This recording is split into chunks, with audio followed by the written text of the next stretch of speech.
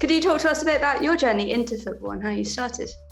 Yeah, I think when I was younger, I did always enjoy doing the sporty things and being around all the lads and doing anything, if it was athletics, football, rugby, basketball, anything. And then I think I took a good liking into football when I was in about year 5, 6. But there wasn't many girls' teams around, and my dad was searching for them. And luckily, he found one that I went and played for my local team. And then we started to look into women's football because then it wasn't anywhere really. And then we found out there was Centre of Excellence. I played for Blackpool against United. And then we figured out there was actually teams closer than Blackpool that I could go and play for.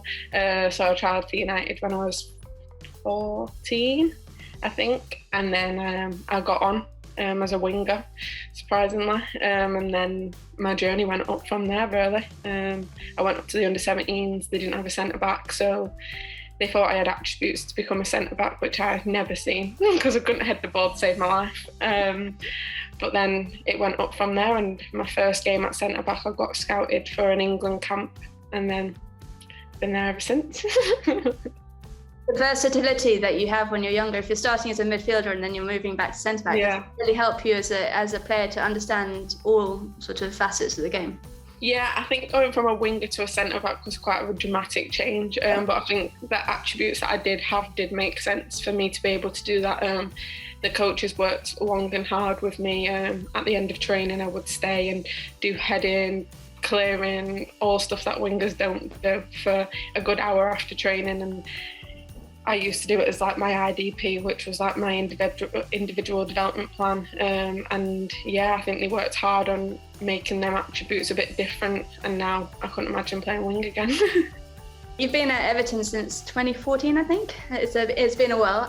What is it about the club that you love so much? Yeah, I think obviously them giving opportunities to me when I was 16, 17. I played in an FA Cup final, and they've helped me through my journey ever since. I think they've always promoted young players, and that's obviously something that stood out for me because I think to develop you've got to play.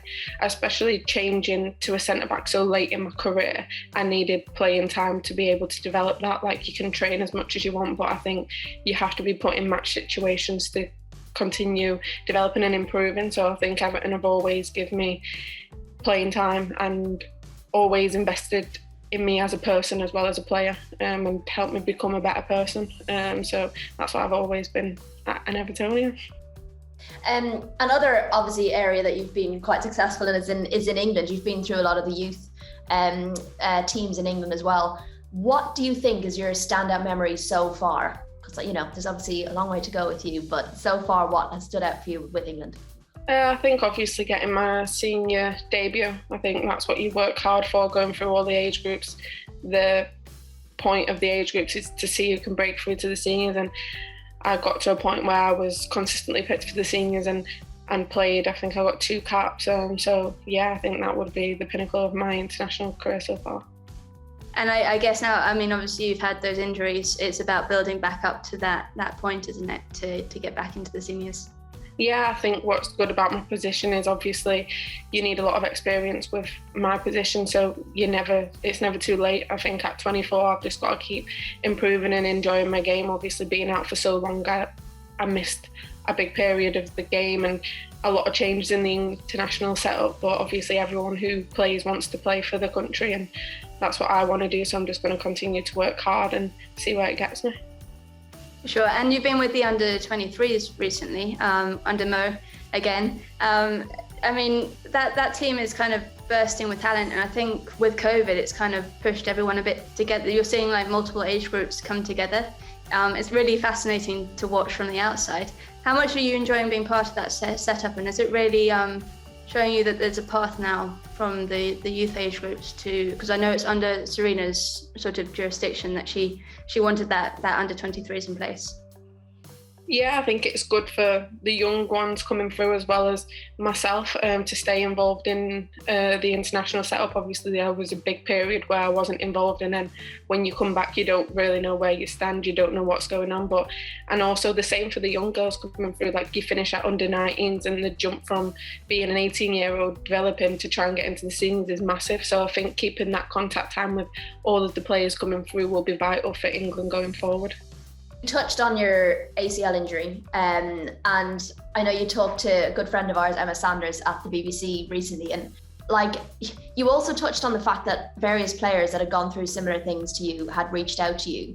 Can you tell us a little bit more about that? Do you think that's something that's unique in the women's game, and that it's an injury we see a lot, but seeing that kind of camaraderie between players from different clubs reaching out to each other, maybe just tell us a little bit about that. Yeah, I do think it's quite special actually. When you first do your ACL, obviously you think the whole world's against you and nothing's going right for you, but I feel like there was quite a few that done it around the same time with me, and I think we all was in contact. Like I spoke to Jess Naz, Aoife Mannion, and I still speak to Aoife quite frequently now, and she sees how I'm getting on, and because when you come back, that's not it, it's not just done and you're back, there's still a lot that goes on, with your body getting back to normal and even mentally. So I think having someone there that understands on the same wavelength of you is amazing. And then obviously I had people like Steph Horton, Lucy Bond, who messaged me just to make sure that I was okay and they was there for me too. And obviously people that have done knee injuries at that calibre, it kind of makes you know that you're going to be okay, sort of thing, because obviously they do it on the best stage now, and I think the first thing you think when you've done it is, am I ever going to be the same again? And when you see people like that reaching out, it makes it more real for you. And speaking of 2022, probably one of the biggest years in women's football in England, lots happening. The game, even every year with the WSL, it feels like every year is going to be the biggest and best season. What's it like as a player, particularly a young player? You're getting to experience that growth and to be part of it. What's it like from the inside being a part of this?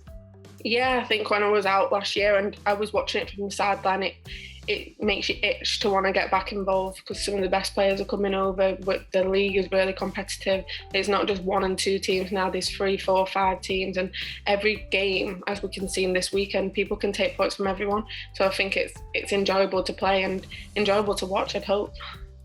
At Everton this season, it's been a bit of a rocky start in that first probably 3 months of the campaign. Then obviously Willie Kirk left and Jean-Luc came in. But you did attract a lot of good players in the transfer window, and then obviously Jean-Luc Vasseur has that reputation behind him as well with Lyon. Does it feel different? Does it feel like there's a project going on at Everton that's really building towards something? Yeah, I think at the start of the season, obviously it didn't start how we wanted it to go for us, but we've had change in management and we've had change in a lot of things, daily routines, and we're just still trying to find our feet. I think, like we always say, Rome wasn't built in a day, and I think it's a project that we all have to buy into, and I think it's a project that Everton know what they want to do, and hopefully we can commit to it and do it. I think at the start of the season, the goals were quite big, but I think we just have to keep working hard, and we are doing that and learning what the new manager wants and getting used to the new routine. And I think Everton will hopefully be a big force in the women's game going forward. Talk to us about the fans. What is it like? What is it like being at Walton Hall Park? What is it like having them there? Yeah, I think Walton Hall has probably been one of the best experiences I've had as an Evertonian. I think it's our own place that we do call home. I think the fans have been phenomenal there. I think we've started to get drums and you can properly hear them, and it does push us on. I think in the past we've been Southport, we've been Marine, we've been Holton, so I feel like having our own place that we call home it's made it 10 times better, and I think the fans have been amazing since we took over Walton Hall. I know we touched on it earlier about 2022 being a big year. What would you say to someone who's thinking about getting into it? Why should they come to Everton every week? What's your pitch to them to get them down every week and buy a ticket and come and see you play? Well, we're Everton and we're the People's Club, so you can't beat that. But no, I think we're starting to have a good brand of football, and we want to show the fans what we can do. And obviously we have a lot of players that we work hard and we'll leave everything on the pitch, no matter what the result, what the day, anything. We will always leave everything on the pitch, and I think having the fans there always pushes on. They're like an 11th person for us, so I think getting as many fans and supporters into the stadiums it's key for the clubs going forward.